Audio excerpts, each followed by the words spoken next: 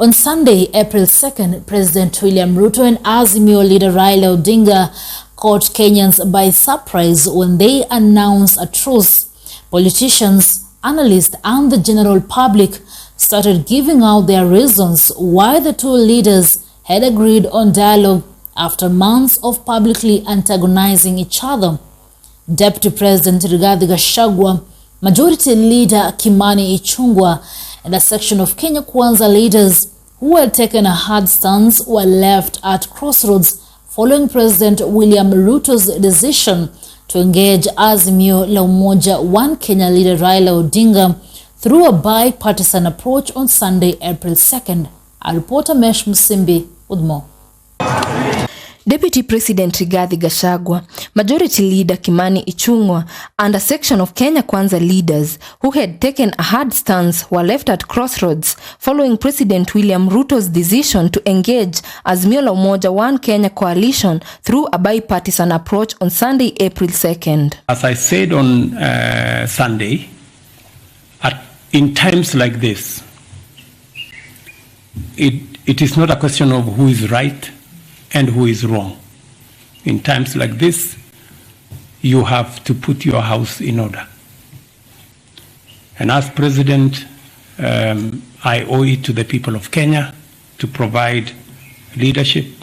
Political analysts opined that Gachagua, Ichung'wah, and Nandi Senator Samson Cherargei were staring on a political dilemma following their sustained attacks on Raila Odinga and Azimio la Umoja leaders, including retired President Uhuru Kenyatta. Kabla hatujaenda Taita Taveta, kabla hatujaenda Nakuru, mali ya Mkenya ikivamiwa, hata hizo mashamba zenyu tutazivamia, na wenye hawana mashamba wapate mashamba Kenya hii. Wewe mzee sikia. We have no business within our government. Hatuna haja na hatugojei wewe. We are not looking for you and we have no time. The last time uliingia serikali ya Uhuru Kenyatta aliharibu wako haribu. Mungetaka akaribie serikali yetu? Mungetaka akaribie? Wewe tulikushinda. Wacha kupea pesa Raila Odinga asumbue serikali ya William Ruto. Stop that, Mr. Former President.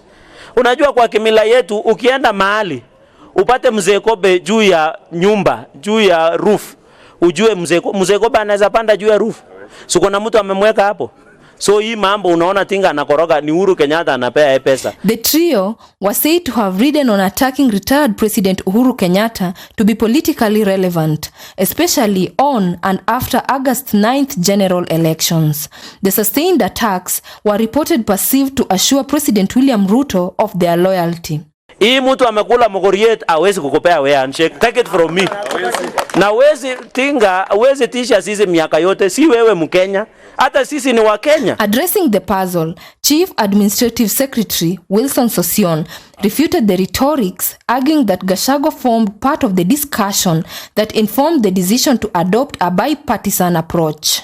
Sosion also dispelled political analysts' opinions led by Lugari Member of Parliament Nabina Bwire that Gachagua seemed unsettled by Ruto's pronouncement following his facial expressions at State House. Kikuyu Member of Parliament Kimani Ichung'wah maintained that Kenya Kwanza remained intact despite claims that hardlines should be sidelined in the bipartisan approach. Moreover, Kimani Ichung'wah argued that Raila Odinga and President William Ruto did not personally meet to strike a bipartisan deal. Before the truce, Gachagua had been on a charm offensive to war mount Kenya to his base and away from Uhuru Kenyatta, who has been silent all along to avoid being drawn into a war of words. In the past, reports alleged that Gachagua differed with Ndindi Nyoro, Kiharu Member of Parliament, and one of the local leaders seeking to succeed Uhuru Kenyatta as Mount Kenyan's kingpin. Ngawaje kwangu naona kwamba ni mapema sana wameanza kuingilia sasa hizi kumaanisha kwamba hawana imani na naibu wa rais Gachagua kwa sababu ya mawili matatu. Na hawa wanaona kwamba heri waanze kujitenga na Gachagua mapema kuliko kungoja kwamba uongozi wa Gachagua uje. Rigathi Gachagua has got the benefit and advantage of being the senior most leader from Mount Kenya, and without leadership and seniority, the influence comes with it. Na kumoja tuweze na sisi kumpata rais wa Jamhuri ya Kenya kutoka huku kwetu Murang'a. jamaa yuko hapa pamoja nasi, jina lake Ndindi Nyoro. Wengine wananikashifu ati mimi nasema ati wale walipanda wavune kwanza. Iko makosa. The deputy president refuted the reports but was forced to address a fallout with Kimani Ichung'wah, one of the leaders who advocated against his selection as Ruto's running mate. Ichung'wah, who wanted Interior Cabinet Secretary Kithure Kindiki selected as deputy president, appeared to be being whipped away into supporting Gachagua.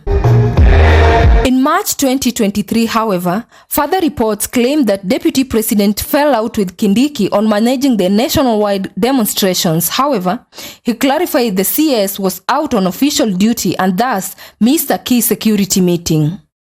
After the truce between Raila Odinga and William Ruto, reports emerged that a section of Mount Kenya legislators hatched plans to meet former President Uhuru Kenyatta. Ndindi Nyoro. Mimi akaniconfirm kwamba hiyo viatu kijana huyu ametoshea na ametoshea sawa sawa. Na nyinyi msifikirie kuwa mnampenda peke yenu.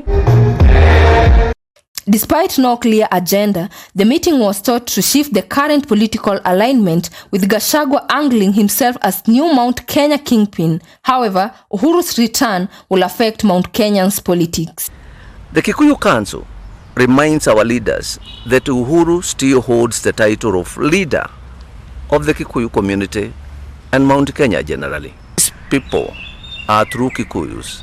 To the Kenyans, to other Kenyans, we tell them that no true-blooded Kikuyu would act the way that these four persons have engaged.